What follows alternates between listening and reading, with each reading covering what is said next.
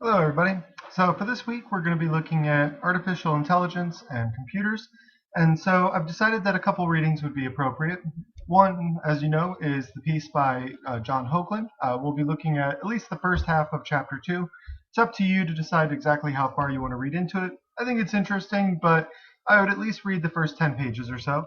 And then the other is this piece by Alan Turing.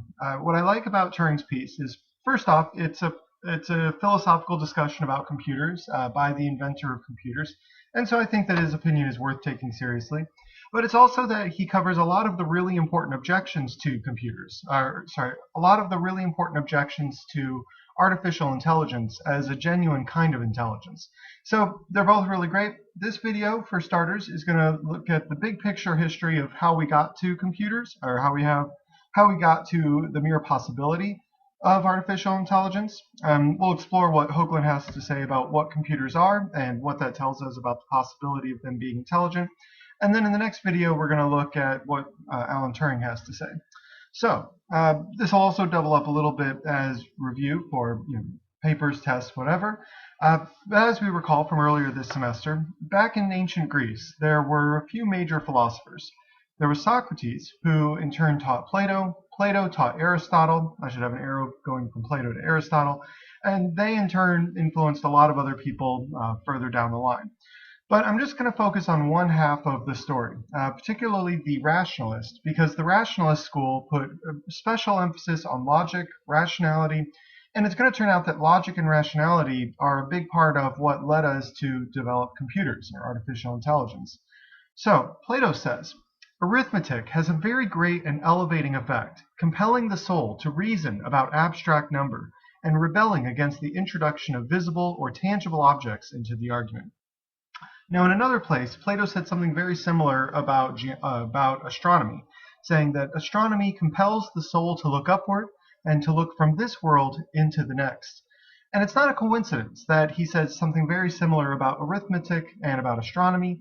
In both cases, what he saw was a sort of like absolute perfection, a kind of perfection that you wouldn't see with, say, biology or with a lot of the other sciences or the other skills or technical abilities that people had back in ancient Greece. So arithmetic in particular, and really math in general, but arithmetic is what he was most familiar with, says arithmetic compels the soul to reason about abstract number and rebelling against the introduction of visible or tangible objects. The idea is that we abstract away from the particular material that we're working with in order to see general form, in order to see these abstract patterns of reasoning. Now, this is important as like a very early start to thinking about computers, because one of the big objections to thinking about even the possibility of artificial intelligence is, well, they're not made out of meat. And if they're not made out of meat, or like, biological stuff, then they couldn't possibly be intelligent. They couldn't possibly have the kind of like intellectual or emotional skills that we human beings have. But what Plato is suggesting is that there's something very special about this kind of abstract reasoning, the kind of reasoning that perhaps both humans and computers are capable of, that is medium independent, that is not paying attention to the visible or tangible features, but instead thinking about the abstract nature of the reasoning process. Okay, so Plato has huge influence throughout the rest of philosophy. We're going to be focusing on the influence that he had on figures in the 1600s, in particular Galileo and Descartes. We covered this earlier in the semester, so it's nice to try to tie all this stuff back together. Now, as I'm sure you remember, Galileo is famous for, in part, saying philosophy is written in that great book, the universe, which is always open right before our eyes. Now, part of what he was doing in this quote is trying to criticize the followers of Aristotle. Galileo absolutely hated Aristotle for, well, basically everything that Aristotle had to say. And so instead of looking at the great books of Aristotle, or potentially even like looking at the Bible as a great book that will deliver the truth, instead we should be looking at the great book, the universe, opening our eyes and looking at the world around us. What will we discover? Well, that depends on whether we can translate what we're seeing or what we're hearing. He says, one cannot understand this book without first learning to understand the language and to know the characters in which it is written. Now, for Galileo, reality is not written in the language of colors or sounds or tastes or smells, all the things that we're directly, experientially aware of in our mind. But rather, he thinks that we have to abstract away from these concrete particulars. We have to get away from the tangible and instead see the abstract mathematical pattern. So he says the universe, is written in the language of mathematics. And so for Galileo, ultimately math is going to be that key that is going to get us away from a world where you are away from a perspective where you're very much limited to your own experiential perspective, and instead understanding these deeper truths about the nature of existence. What's the connection with artificial intelligence? Well, again, we see this medium independence, where it's not about what you are seeing in particular, but it's really about this general universal language. What would the universal language be? Well, arguably it's the language of math. And as it turns out, computers are especially good at working with mathematical systems. And the reason for that is that computers are digital machines, which we'll get to in just a minute. And math is the paradigm example of a digital system. That's kind of just what we think of when we think of the digital, or digits, as we think about numbers in mathematics. Okay, so Galileo, in turn, has a huge influence on, lots and lots of people, but we're just going to focus on one other person, René Descartes. Descartes is famous for a ton of stuff, great work in optics and mathematics and science, theology, etc., etc. I want to draw attention to just one particular quote. This is a quote that John Hoagland also highlights. So bear with me, this is a little long. Descartes says, "I had no intention of trying to learn all the particular sciences commonly called mathematics." Now you have to understand that at his time, math was not unified in the way that it is today. You wouldn't be able to pick up a math book and learn, say, algebra. Well, that's a bad example, but you wouldn't be able to learn algebra, arithmetic, geometry, and actually like a dozen other mathematical sciences that they had at that time. You couldn't learn them all in one place with one book because they all use different rules, different systems, different methods for denoting. So he says, "For I saw that although these sciences treat different objects, they all agree in considering nothing about the objects but the various relations or proportions found in them. Hence, I thought it more worthwhile to examine just those proportions in general, free of any specific assumption about the subject matter." Okay, so again, I want to highlight the medium independence of all of this, is that he's trying to abstract away from the particulars. And one very nice example of this is when we think about the Cartesian coordinate system. Previously, what we now call the Cartesian coordinate system was only used to map out physical, spatial relationships, where if I had a position that was at, say, x2, y3, René Descartes, I guess, in this case, that had to locate a physical position. And if something was at x2, y1, what that meant is that it was 2 units away in physical space. But now we can use the Cartesian coordinate system to represent anything whatsoever. And that's, again, sorry to just keep repeating myself here, but I think this is an important point, is that we are able to abstract away and see general patterns of reasoning. And the way that we see these general patterns of reasoning is by starting to think about them more in a digital way rather than an analog way. And that digital quality of it is going to help us to notice general features or general patterns of reasoning.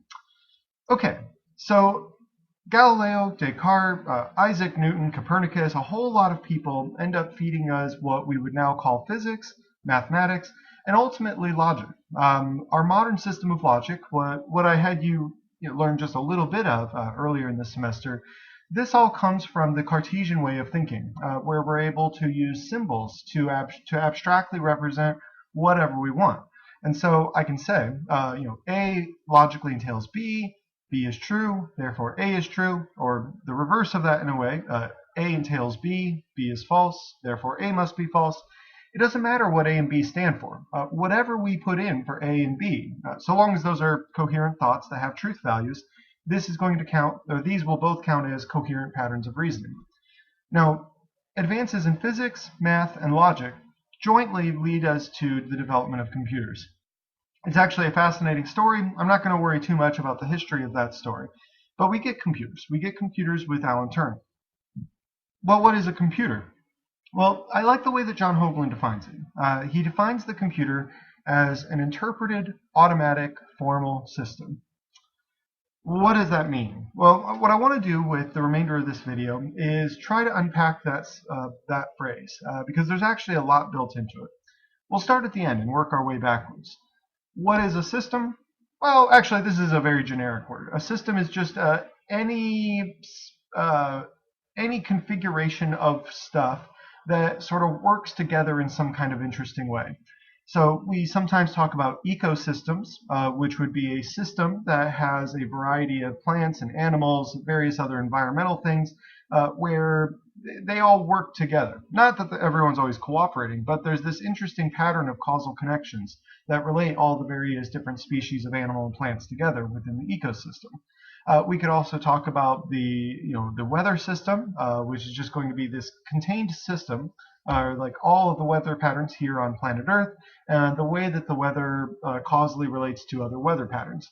We could also talk about social systems, the way that human beings interact with one another, and then also, of course, computer systems, which is going to be the contained system of the computational device. But what does it mean for a system to be formal?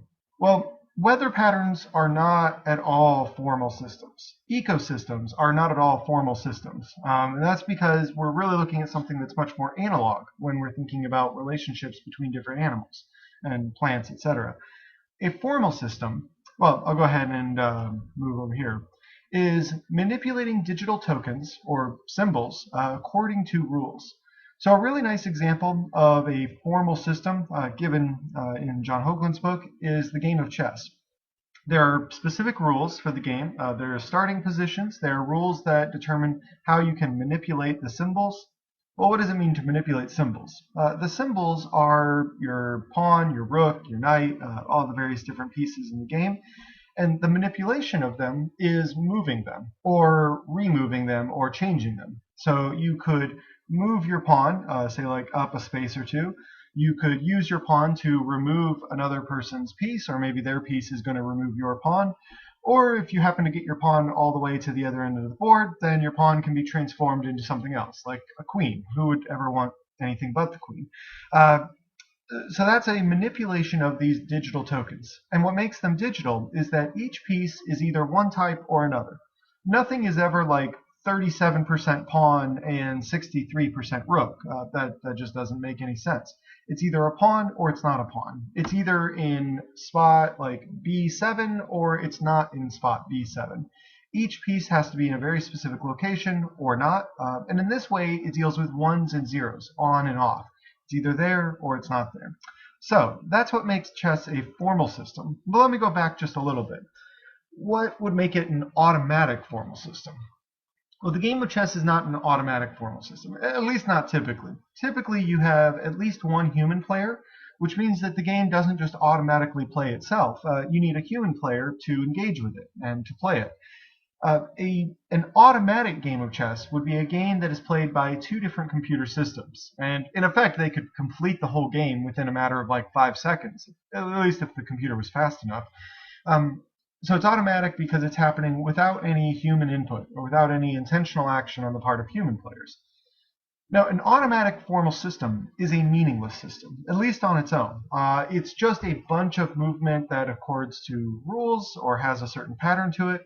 What's going to make it meaningful, and ultimately what will give us the possibility of artificial intelligence, as opposed to just artificial creations that do convenient stuff for us, is that automated formal system also has an interpretation, which is to say that it is meaningful. When you look at, say, like a bunch of text, you see like B-A-G written out. Now, you naturally interpret that as saying the word bag, or maybe you look at it backwards, like gab, or whatever you happen to think. Or maybe you speak some other language and you like, these are just some meaningless symbols. It doesn't have any real content to me. In order for it to be meaningful, in order for it to be truly intelligent speech, there has to be an interpretation. If it's just somebody, say, like speaking in tongues without an interpreter, that doesn't really mean anything. But if you have an interpreter to say what the speaking in tongues is, then it becomes intelligent behavior. Okay, so when I come back, we're going to start applying this definition to what we know of as computers and get a little deeper into this question about whether artificial intelligence is truly possible.